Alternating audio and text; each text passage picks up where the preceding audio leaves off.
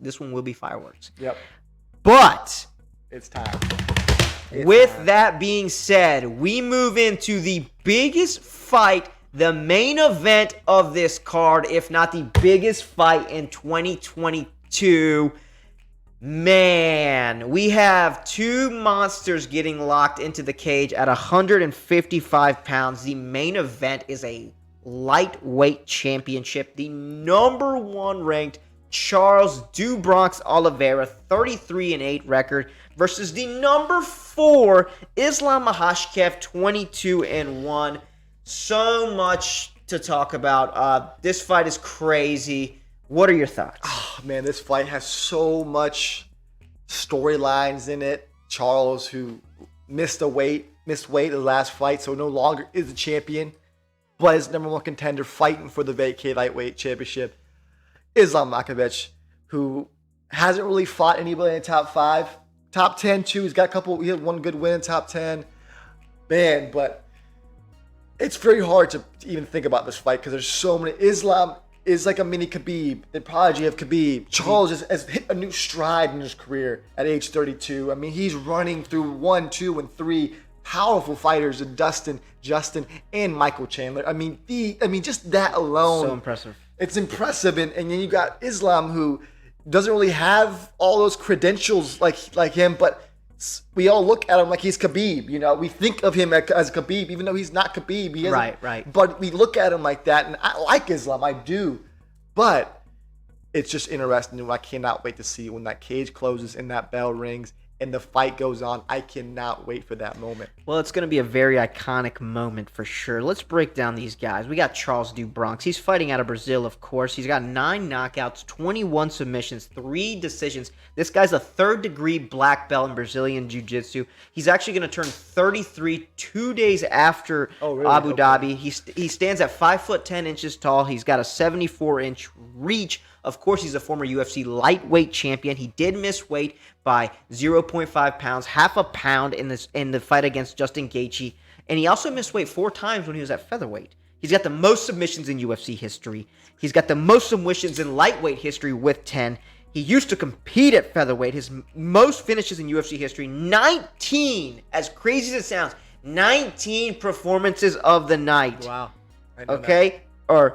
No, I'm sorry. He's got 12 performances of the night and 19 finishes. Gotcha. 12 performances. Even that is a crazy number. That's crazy. 12 performances a night. Second longest win streak at lightweight. Guess who has number 1 win streak? Obviously, Khabib Nurmagomedov. But he's got the second. His UFC debut was in 2010. This guy's been around for a long time. He's fought the best in the world for so long. He's 21-8 in the UFC. You touched on the big wins of Dustin, Justin, Michael Chandler, Tony Ferguson, Kevin Lee. But he's also suffered some losses.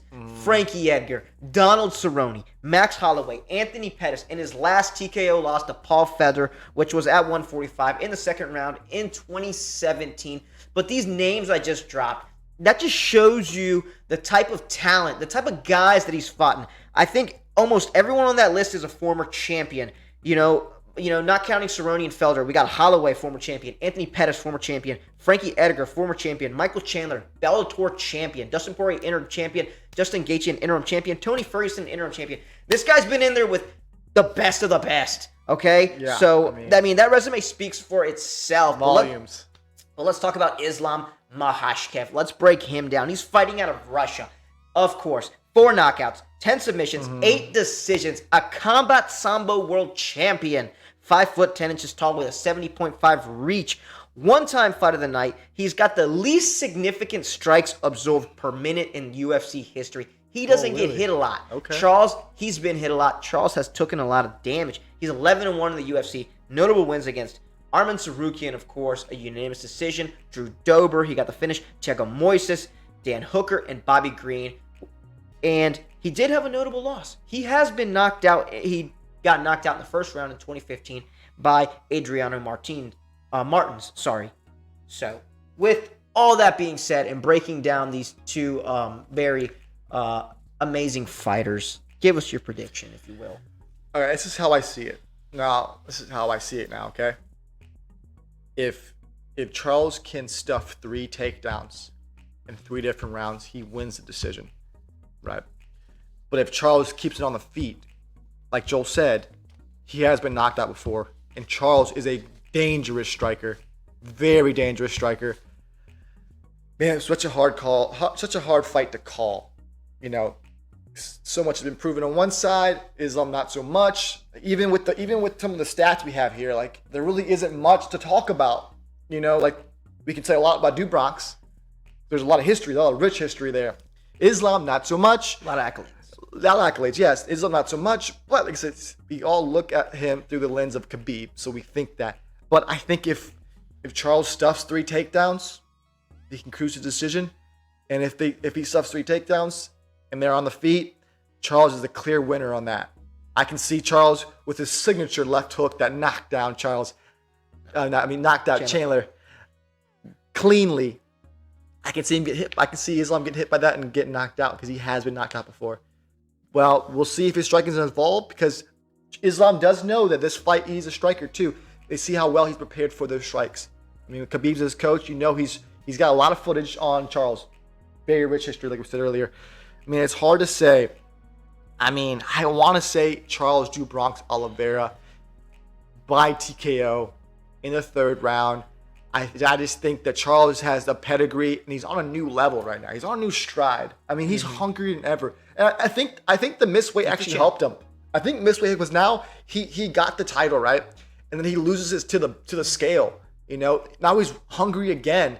It isn't like a champion that's won 3 in a row, 3 title defenses. Like, okay, I've done this. I've been here. No, like I lost my belt to the scale. No, I'm hungry. I want this. I want this back against Islam, who's not really proven himself.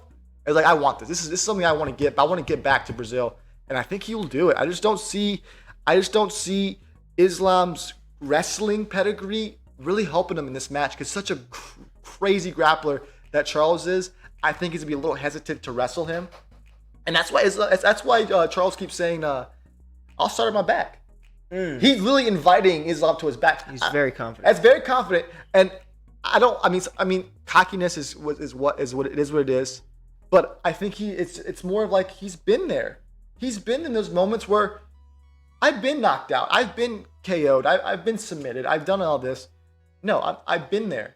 I'm from the ghetto. I've been there. I've been to the slums. You know, I've been there, and right. I don't think he wants to see that anymore. I think he's hitting new strides in his wrestling and his grappling and his striking. I mean, just the things that he's done in the past.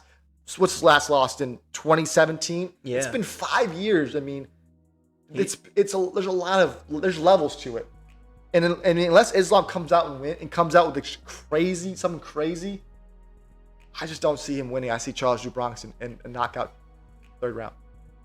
Wow. Yeah, I mean, touching on Islam again, as impressive as his last 2 victories, he obviously got the 1st round submission of Dan Hooker and Bobby Green.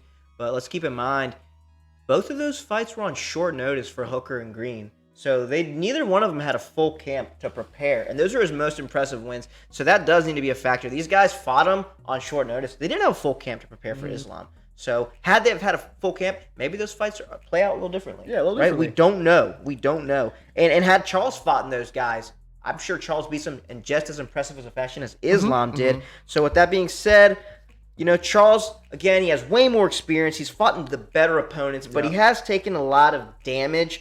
And Islam has not fought in anyone in the top 5. So Charles, I feel like he has more ways to win. His striking is there. You saw him stand with Justin Gaethje, one of the most feared strikers in all the UFC. Charles literally punched a hole right through his face and submitted him. So he has the better. We want to say he has the better ground game based on his submission wins. Charles has 21 submissions in his career, not just the UFC, but his entire career, to Islam's 10 submission wins. Islam is obviously the better wrestler as far as like takedowns go, and maybe even has better cardio. But again, Charles has just way more path to victory. He's the more proven fighter. I'm gonna go with you, Charles, knockout early 3rd round, if not late 2nd round. Yeah. I mean, Islam's takedown defense at 88%, right? But Charles doesn't just take you down. He's on the feet and trying to knock you down, then get on top. There's takedown defense out the window there because he's not trying to actually take you down. He's not shooting for takedowns. She's gonna hit you hard with those crazy elbows, those knees to the body, wearing him down. Which I'm actually kind of concerned about that. Honestly, now that I think about that, if Charles comes out with those crazy knees and stuff like he did to like Dustin Poirier, he might get caught with one of those and get taken down by Islam, and that's where it gets kind of scary because we don't know how well Islam is wrestling with someone in this pedigree like Charles do Bronx. Right. So, but. The one thing that he's good at is wrestling, right? And you take that away from him, then what do you really have? Not much. Charles has multiple avenues to win. I just don't see a way for Islam to win unless he just shows up on Saturday in his home turf. You gotta remember, it is his home turf. Khabib is in his corner. He is 21-1. Yeah. Right? And he's on a 10-fight win streak. Charles is on 11. Something's got to break. Something has to break between these two. And something's got to give. Something's got to give. And it's such an interesting fight where you can play this out so many different ways. And we'll find out. We're only 6 days from now, 6 days away now. When this probably 5 days from when this gets posted. It's going to be a crazy week. Just from start to finish, the embedded episodes. They're going to be crazy. They're going to be crazy. Last time I saw Charles Oliveira walking a lion down the streets of Abu Dhabi. This guy he's living the dream right now. This guy came from the ghetto. He came from nothing. He came from nothing to this, So it's one of those things where I think it's just a special, special day, October 22nd, UFC 280. This is the Weight Cut Podcast. This is our previews. This is our thoughts. Can't wait to see what actually plays out because it's going to be a crazy afternoon. Not even night because it's at 2. Yeah, again, it is at 2 p.m. The main card does start at 2 p.m. Eastern Time, New York City time. Thank you, Anthony, for all your input. Guys, we thank you so much for listening, for watching our podcast, our first ever Weight Cut podcast. We are super stoked for UFC 280. Guys, let us know in the comments if you want us to go live to get all our greatest reactions during the event, because we will do that. If that's something you guys are wanting, we will go live on UFC 280 on Fight Night, October 22nd, next Saturday in Abu Dhabi, 2 p.m. again. We are super excited. This one's going to be, through the roof. And we thank everyone. Shout out to my boy Eduardo Salazar for watching all the way from Amarillo, Texas. He is... that's my guy, and Eduardo, thank you for tuning in, bro. We love you, man, and we hope we know you're super excited. He's a big fight fan, of course. So, again, everybody, thank you, and we will continue. We'll be back with more content, more MMA coverage. We're going to be doing more regional stuff as well. We got some crazy guests coming soon that we will be sharing this week, and so be on the lookout for that. It's going to be amazing. We love you guys. Thank you for tuning in. This has been the UFC 280 preview show on the Weight Cut Podcast by Primos Productions OBX. Please like, please share, please subscribe. It helps us out with the algorithm and whatnot. Anyways, we'll check you later. Thanks for tuning in.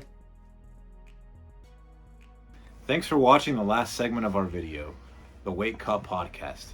UFC 280 will be live at Abu Dhabi this Saturday, 10/22/2022 at 2 p.m. If you enjoyed watching this video, please consider subscribing to our channel and dropping a like and a comment on the video. This is Israel with Primos Productions, signing out. See you this Saturday at UFC 280. It's gonna